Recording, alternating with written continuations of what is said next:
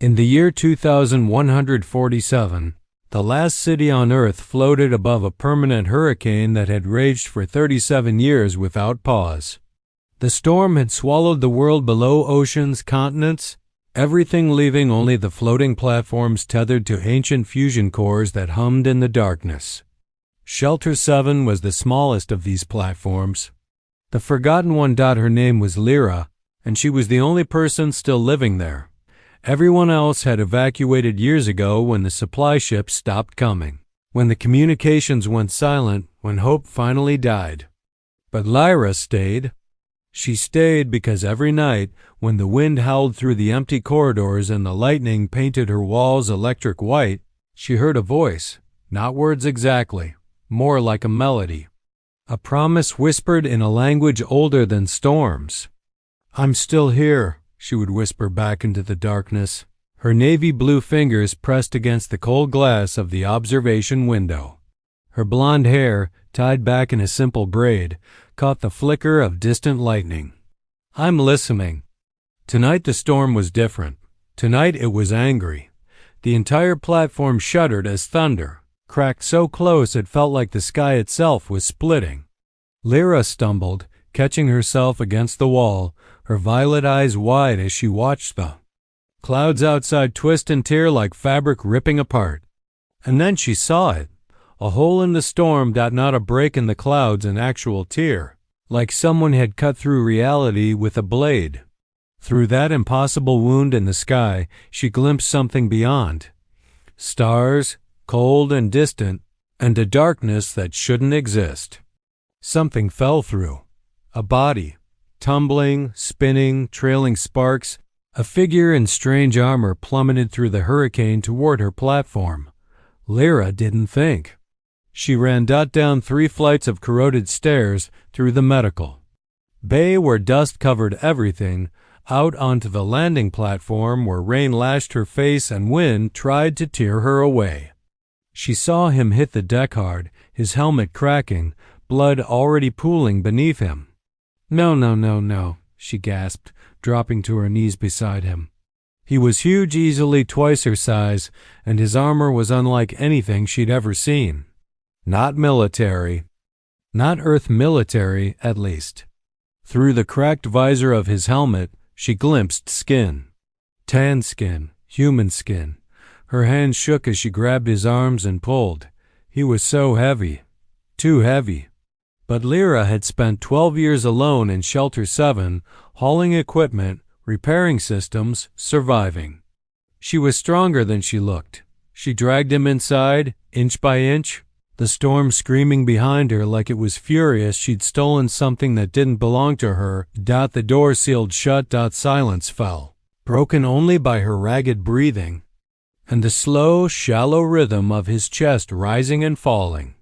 Lyra knelt beside him in the dim light of the medical bay and carefully removed his cracked helmet. Her breath caught. He was beautiful. For 3 days, Lyra barely slept. She stitched his wounds with trembling hands, her navy blue fingers careful and precise as she closed the gash across his temple, the deep cut along his ribs. His blood was red, so red it startled her every time. She'd forgotten what human blood looked like, forgotten what another person looked like. The last man she'd seen had been her father, 12 years ago, before the final evacuation ship left without her. This soldier, because that's what he had to be, with armor like that, was broader than her father had been.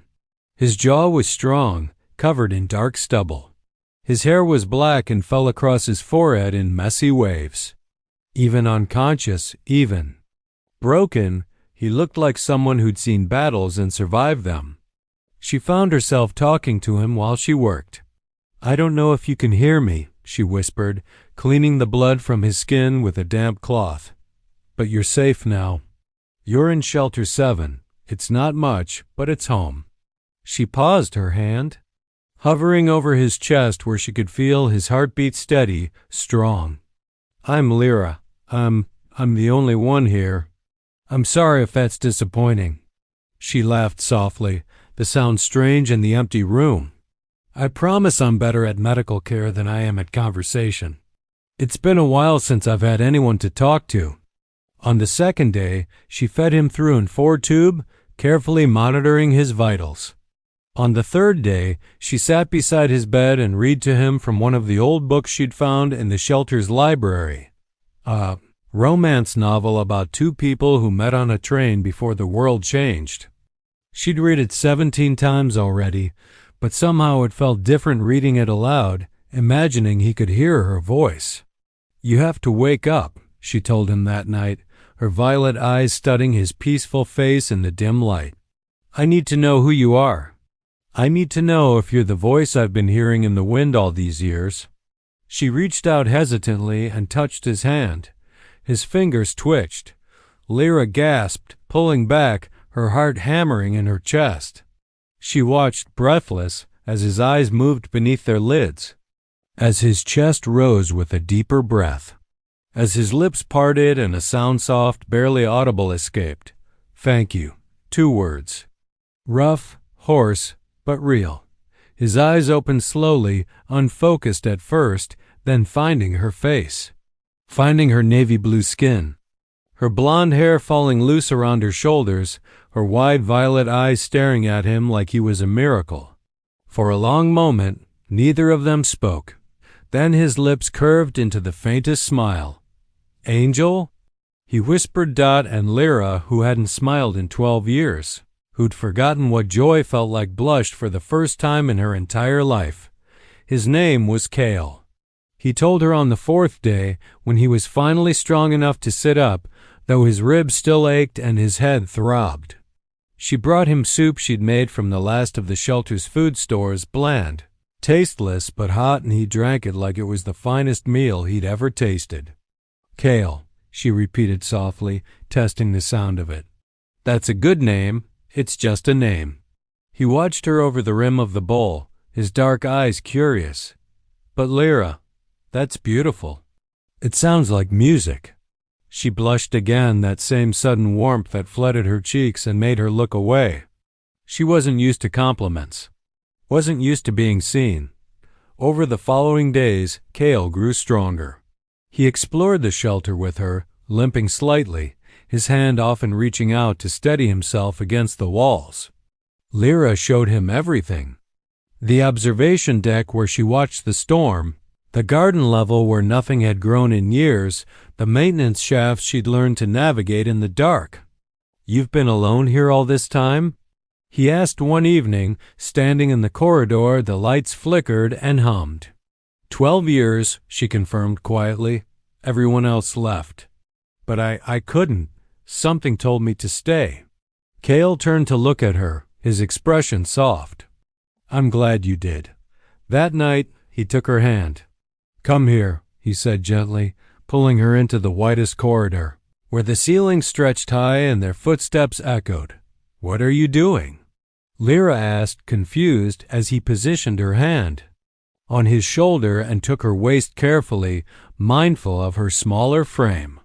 "Teaching you to dance." "Dance?" She laughed a real laugh, bright and surprised. "Why?"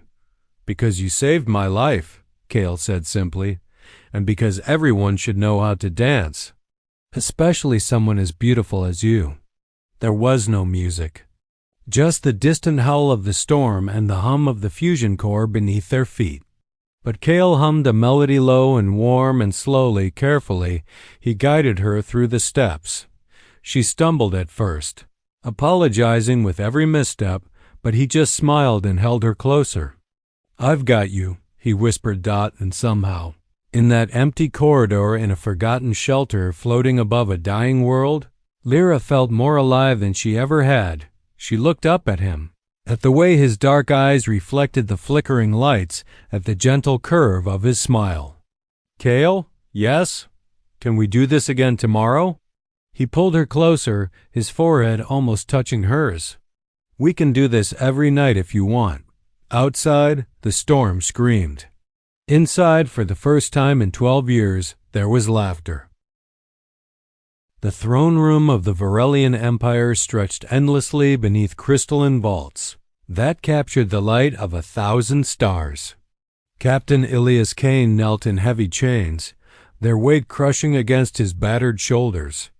Blood still crusted his uniform from the battle that had made him legend, the human who'd single-handedly turned back the Varelian armada, saving billions while humiliating an empire that had never known defeat. The crowd pressed close, their eager faces a sea of expectation. They'd come for an execution. They'd come to see humanity's champion broken before their empress. But Elias kept his gaze fixed ahead, refusing to bow his head even as guards shoved him lower. His defiance rippled through the assembly like electricity. Then she appeared. Princess Solara descended from the upper throne, and the entire hall fell silent. She was breathtaking in a way that transcended species.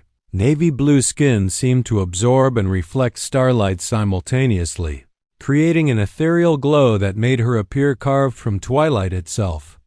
Golden blonde hair cascaded over her shoulders in impossible contrast, framing violet eyes that held depths of intelligence and something else. Loneliness, perhaps. Her gown flowed like liquid moonlight as she approached the kneeling human. The Empress watched from her throne, her expression unreadable but her stillness dangerous. Solara stopped mere inches from Elias.